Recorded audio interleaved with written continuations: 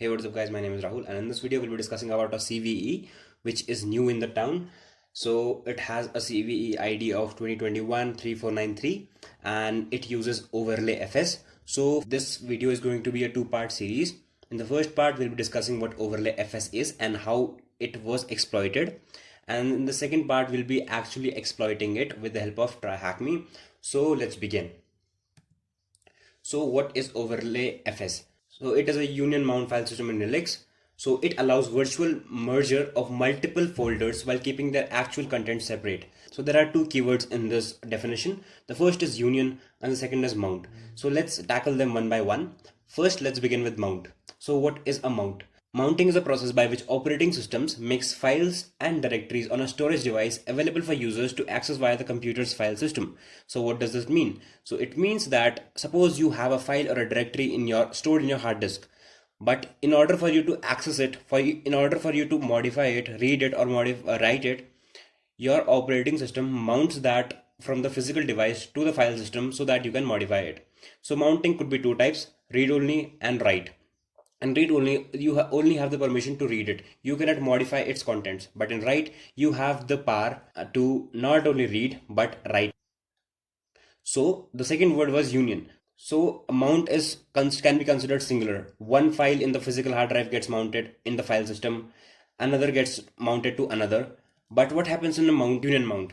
So it is a way of combining multiple directories into one that appears to contain their combined contents. So not only one mounted directory will contain the files or directories of one subdirectory, but it will contain the files and directories and subdirectories of all the directories that were mounted together.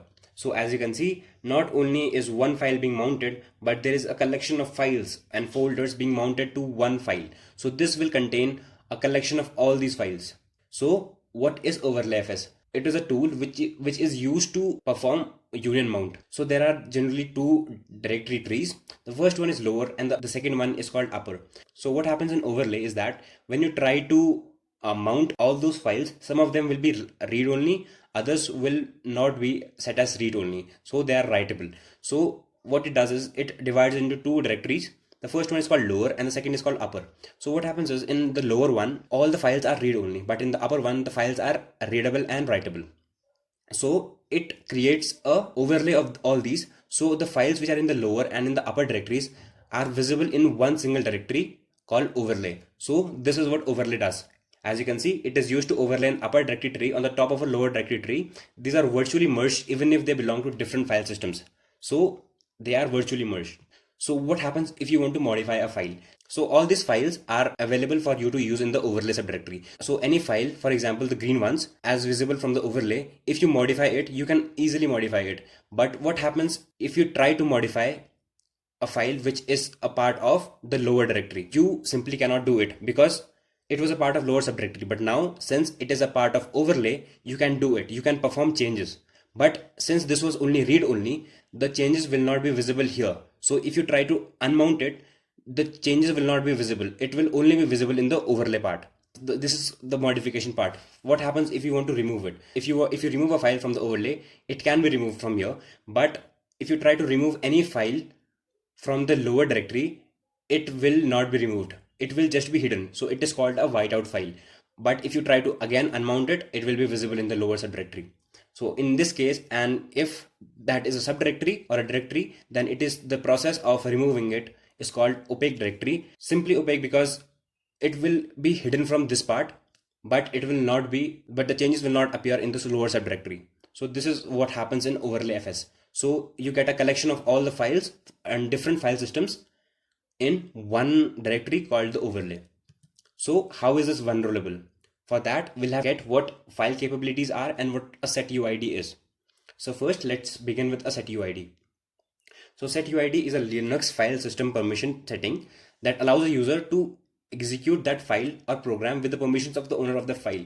So for example, the root set a setuid bit to a file. So whenever any normal user tries to execute that particular file, it will escalate the privileges of that particular user to that of root. And for the time being, the file is being processed. The normal user has all the permissions of the root. And if you want to find files with setuid bit set, you can use this command find slash tab file permissions tag 4000, and this is for removing the errors. So setuid bit is represented by 4 or plus s. But the developers thought that why should a normal user's permission level be escalated to that of root users just for executing one command?